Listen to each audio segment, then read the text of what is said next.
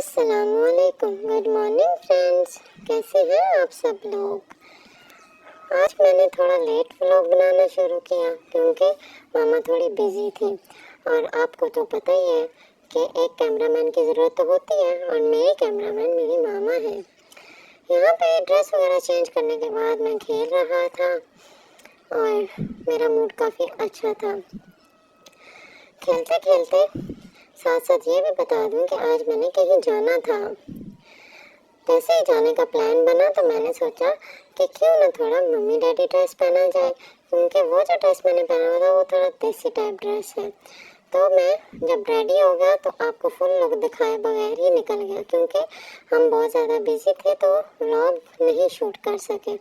ये मैं गाड़ी में बैठा हुआ था और यहाँ पे भी मेरा मूड बहुत अच्छा था। यहाँ पे मैं अपने बाबा को देख रहा था क्योंकि वो यहाँ पे पहले तो बैठे हुए थे, फिर जैसे ही मैंने देखा तो वो कहीं उतर के कोई चीज़ लेने गए थे। पहले हम अपने बाबा के ननिहाल गए, यानी कि बाबा के नान के घर गए, और उसके बाद एक और घर गए, वो मैं आपको बाद में बताऊंगा।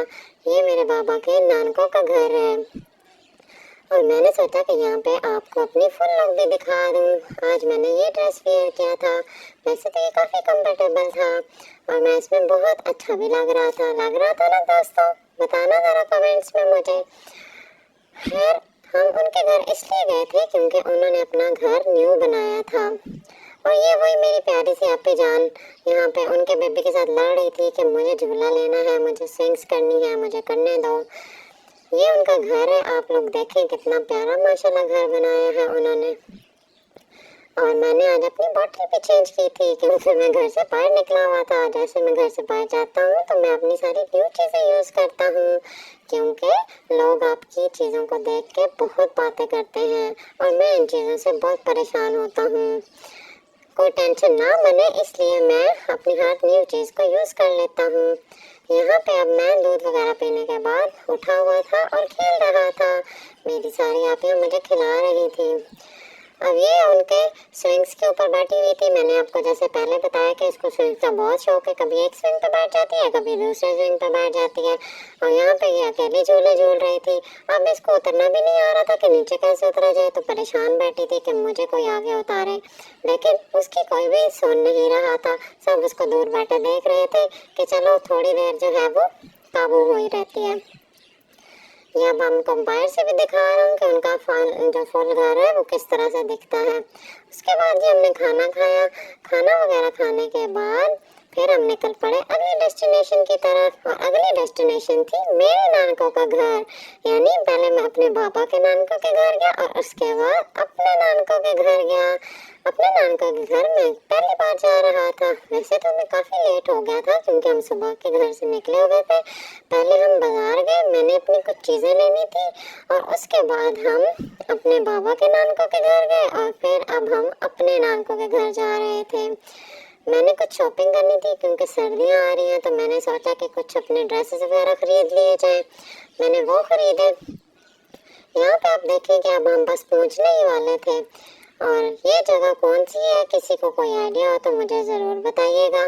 बहुत फेमस जगह है। वैसे तो मोटरवे पे जो भी जगह होती है वो सारी फेमस होती हैं क्योंकि ये बहुत ही ज़्यादा ट्रैवल के लिए यूज़ होता है, तो हर किसी को इन जगहों का पता होता है। खैर, यहाँ से गुजरने के बाद जैसे ही हमने टोल प्लाजा क्रॉस किया तो हम अपने नानके विलेज की तरफ आगे बढ़ने लगे। जैसे हम घर पहुँचे और मुझे वहाँ पे बेबी वेलकम के साथ इस्तकबाल किया गया।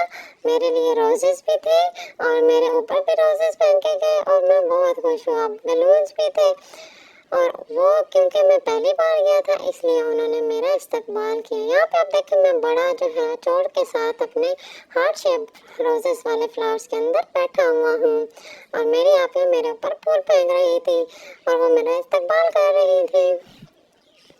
मैं इन चीज़ों से बहुत हैप्पी होता हूँ क्योंकि मुझे प्रोटोकॉल्स बहुत पसंद हैं, क्योंकि हमारी फैमिली में सबको प्रोटोकॉल्स बहुत पसंद हैं।